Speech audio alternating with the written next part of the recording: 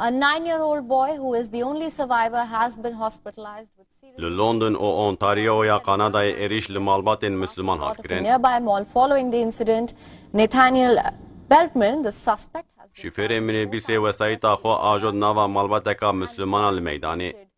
شفیر بو سببا مرنا چار کسان. دناو ده کچکا 15 سالیا جهمان مالبات و زاروک کی 9 سالی جی بگرانی بریندار کر.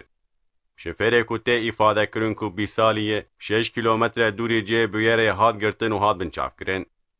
هادیار کرن کو جبر چار کشتی و تشبسا کشتنه دوز دیجی ایریشکار هاتیه وکرن و سوج ترور دکاره لدوزه ور زیده کرن. پولیس کانادا راگهان کو دبه کو او ایریشک بنگا لدیجی اسلامی به.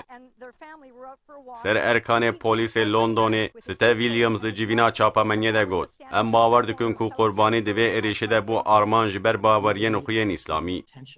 ویلیامز ifade کر وان باور کر کو ایری چالاکیک بزانه بونه. مدیر امنیتی ویلیامز مرنا چار اندام همال مالبات وکی وندایک ویران کر بناف کر و بانگل ولاتین کو در حق ایریش ده آگاه دارن و بانگل راداران کر.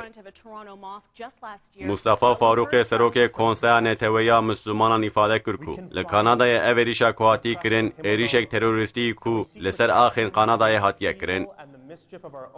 مصطفی فاروق گفت امجو حکومت دخوازن کو ایریشکار بقانسی کو بقانون هاتی دستورداین محکمه بکه. بردف که سرو کوماری ابراهیم قالن لسر ایریشه لسر حساب خوی مدیا جواکی دا خویانی دا. قالن گفت اف مینکا هری داوینه کوه چاقا ترسا چکری وگاره کینو نفرتی ببد دجمنتی و شیدتی دبه اوره و هویتیا ترسناک وره را کرن و بداوی کرن. علی کری سروکی گشتی هدا پاره محمد اشین د داخویانیا خویا لسر ایریشا لقاناده ده ifade کرکو ایریش لدیجی اسلامی غاتی کرن.